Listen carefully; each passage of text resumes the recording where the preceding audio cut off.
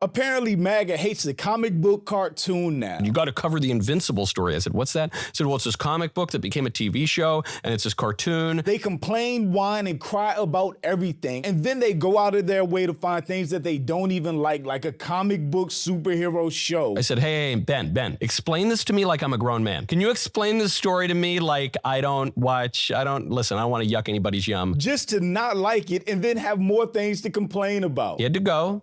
Leave his girlfriend to go save the universe, but he was going to come back. In the meantime, the girlfriend decided to his child. If you don't know, Invincible is a superhero cartoon on Amazon Prime based on a comic book that tells a darker, more mature, more nuanced story about superheroes. So for anybody watching the show, when it touched on teen pregnancy, it was in context of the maturity that Invincible is known for. I made a decision, but I should have... I don't know. Oh my God. But for whatever reason, conservatives lost their shit about it. What did I do to you? I went to work and I also gave you a child. I'm sorry that I did that to you. I'm sorry that I made you my son. That was teary-eyed. That was not how it played out. But I'm Jude. Welcome to the channel. Please like and share the video. Don't forget to sub. Now, let's get into it. Do you know the show Invincible? I guess Invincible is on Amazon. I don't know. I didn't know what this show was. It's a cartoon that adults watch. Kids watch it too. It's based on a comic. What is the over-under that this dude has ever watched a cartoon in his life, even as a child? Did he watch cartoons, yes or no? I would definitely say no for the way he just described Invincible. Book. Mr. Davies texted me about this last night. He said, you got to cover the Invincible story. I said, what's that? He said, well, it's this comic book that became a TV show, and it's this cartoon that guys watch. I said, hey, Ben. Explain this to me like I'm a grown man. Can you explain this story to me like I don't want to yuck anybody's yum. A lot of subcultures out there, but I hadn't heard of this show. And apparently it's very, very popular. It's been on for about 5 years. And in the most recent episode, the guy, the protagonist, has gone off to save the universe. He had to go, leave his girlfriend to go save the universe, but he was going to come back. In the meantime, the girlfriend decided to his child. The girlfriend Eve, who's a teenager, young adult, she's probably like 19, 20 by the time they're at this point in the story, found out she was pregnant before Mark had to go into space, ended up dealing with that alone and got an abortion. That's what happened. And then she explained everything to him when he returned to Earth during the conversation that they had. And this is how the revelation of this crime plays out. I had an abortion. I was pregnant, Mark, and I found out just before you left. Please, let me. I need to say it all first, okay? I didn't tell you because I wanted you thinking about coming home alive, not this. And when you were gone, I was so alone. And the thought of going through everything by myself, I made a decision, but I should have. I don't know. Oh my God. Eve, sorry I did this to you. I should have been here. Oh my. The superhero goes away to save the universe, and when he comes back to thank him, his girlfriend gets a little chubby and kills his child. The description of everything and what that scene just showed is insane. These people are not human. First off, this is a fictional story, but he is talking about a 19, 20-year-old girl who was dealing with the pregnancy when her significant other went into space and might never return.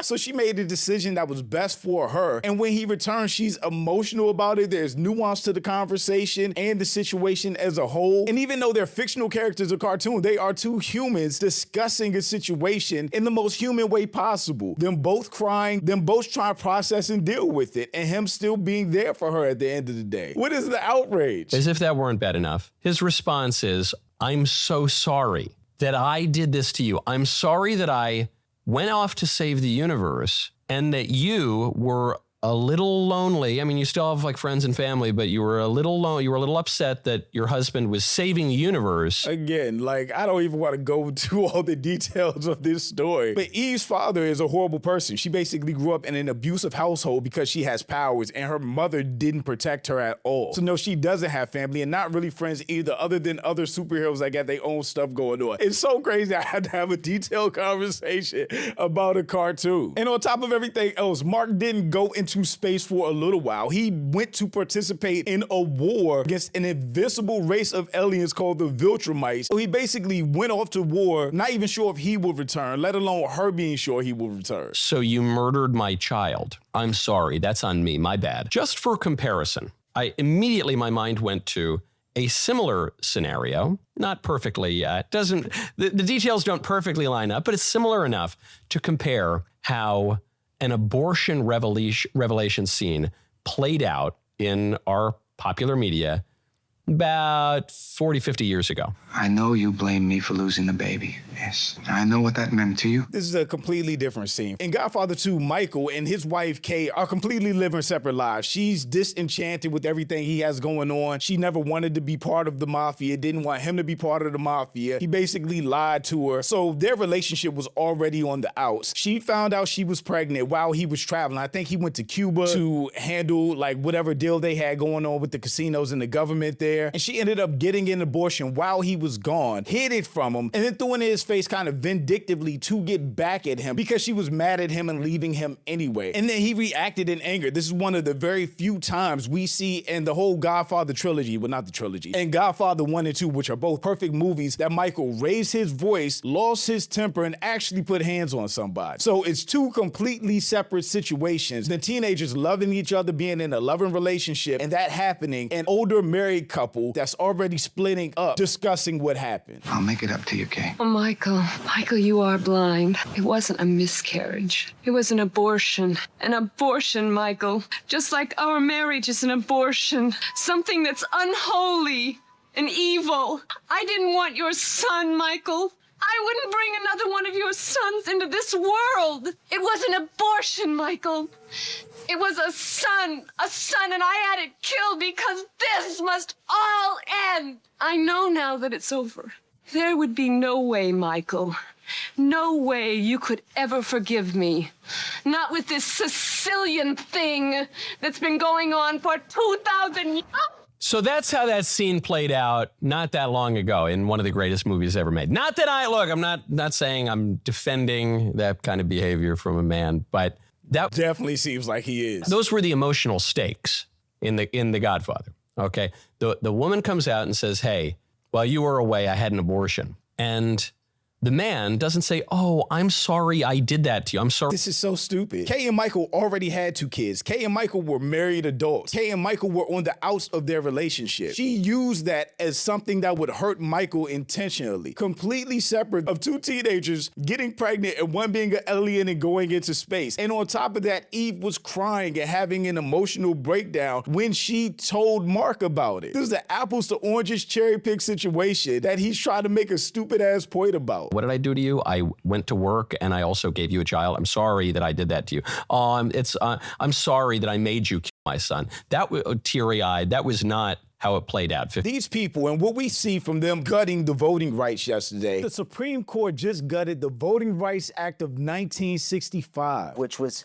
passed to guarantee equality in how we vote. And of course, addressing the systemic and historic racial discrimination, especially across the South. These people do not want anybody other than white males to have rights. They don't want women to have rights to their bodies. They don't want black people or anybody of color to have voting rights, affirmative action, DEI, or any say in anything going on in this country. This is all crazy. He's using a 2-minute clip from a cartoon to demonize women that may have to make a decision that's best for their lives. 50 years ago, the man was so angry at this grave injustice that he himself did an unjust thing, which is he smacks the woman. Once again, Kay and Michael were already about to get divorced or going their separate ways. She was already leaving him. She was planning to take the kids, and she threw the abortion in his face to be vindictive and to hurt him in a way that she knew would. It is completely separate situations. These are not parallel at all. Quite the opposite response. Invincible portrays abortion in an even darker way than the media ever has. It absolutely didn't. I miss when nerdy shit like comic books wasn't mainstream, so I didn't have to look at a different culture war every single day. Their ideal would have been of Mark flipping his shit out on Eve for murdering their baby, and the characters looking at the camera saying abortion is a sin. That seems exactly like what he was saying, that Mark should have flipped out